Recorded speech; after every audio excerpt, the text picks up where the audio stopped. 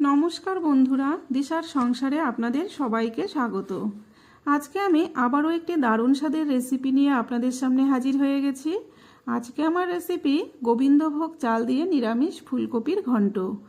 এই নিরামিষ ফুলকপির ঘন্ট এভাবে যদি আপনারা একবার বানিয়ে খান খেতে কিন্তু অসাধারণ লাগবে। বিশেষ করে নিরামিষের দিনে তো খুবই ভালো লাগবে এই রেসিপিটি।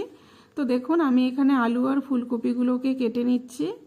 কেটে নিয়ে এখন আমি কড়াতে জল দিয়ে আমি এগুলোকে একটু ভাপিয়ে নেব। আলু ফুলকপি ধুয়ে নিয়ে আমি কড়াতে দিয়ে দিলাম। দিয়ে এর মধ্যে সামান্য নুন দিয়ে জল দিয়ে আমি এখন ঢেকে দেব। ঢেকে আমি 2-3 মিনিট কিন্তু ভাপিয়ে নেব। আলু ফুলকপি বাঁধাকপি এগুলো কিন্তু একটু ভাপিয়ে নিলেই ভালো হয়।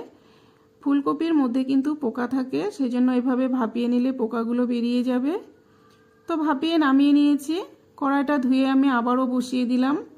দিয়ে এর মধ্যে পরিমাণ মতো সরষের তেল দিয়ে দিলাম। তেলটা গরম হয়ে গেছে।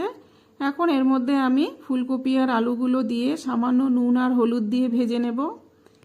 ফুলকপি আলু একটু লাল লাল করে ভেজে তুলে নিতে হবে। তো দেখুন আলু আর ফুলকপি ভাজা হয়ে গেছে, আমি এখন তুলে নিচ্ছি। কড়াইটা একটু কালো হয়ে গেছে, তো ওর মধ্যেই আমি দিয়ে দিলাম আর একটু সরষের তেল। দিয়ে এর মধ্যে ফোড়ন দিয়েছি একটা গোটা শুকনো লঙ্কা, গোটা জিরে, একটা তেজপাতা, এলাচ, লবঙ্গ, দারচিনি দিয়ে এখন এই যে ধুয়ে রেখেছি গোবিন্দভোগ চাল সেটা আমি দিয়ে দিচ্ছি এখানে। দিয়ে এভাবে কিছুক্ষণ এভাবে নাড়াচাড়া করে চালটাকে একটু হালকা ভেজে নিতে হবে। এভাবে ভেজে নেওয়ার পর এখন দিয়ে দেব 1 চামচ আদা বাটা, স্বাদ মতো নুন, হলুদ গুঁড়ো, জিরে গুঁড়ো, লঙ্কার গুঁড়ো দিয়েছি, এখানে ধনে গুঁড়ো সবই কিন্তু আমি 1 চামচ করে দিয়েছি।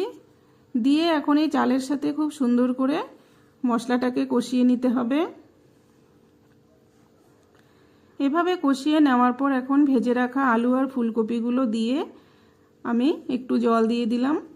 জলটা দিয়ে খুব ভালো করে মশলার সাথে আলু ফুলকপি সব কিছু খুব সুন্দর করে এভাবে কষিয়ে নেব। যতক্ষণ না তেল ছেড়ে যাচ্ছে এভাবে কষিয়ে নিতে হবে। তো দেখুন কি সুন্দরভাবে কষানো হয়ে গেছে, তেলটাও বেরিয়ে গেছে। এখন আমি এর মধ্যে দিয়ে দিলাম পরিমাণ মতো জল। জলের পরিমাণটা কিন্তু আপনারা বুঝে দেবেন, কারণ এখানে চাল দিয়ে যেহেতু ঘন্টটা বানানো হচ্ছে সেই জন্য রান্নার পর কিন্তু এই চাল জলটা অনেকটাই টেনে নেবে ঠান্ডা হয়ে গেলে, সেই জন্য ঝোলের পরিমাণটা আপনারা বুঝে দেবেন। তো কি ঝোলটা ফুটে গেলে এর মধ্যে আমি এখন দিয়ে দিলাম কয়েকটা কিশমিশ আর স্বাদ মতো চিনি। যে কোনো নিরামিষ তরকারিতে কিন্তু একটু চিনি দিলে তরকারির স্বাদটা খুব ভালো হয়।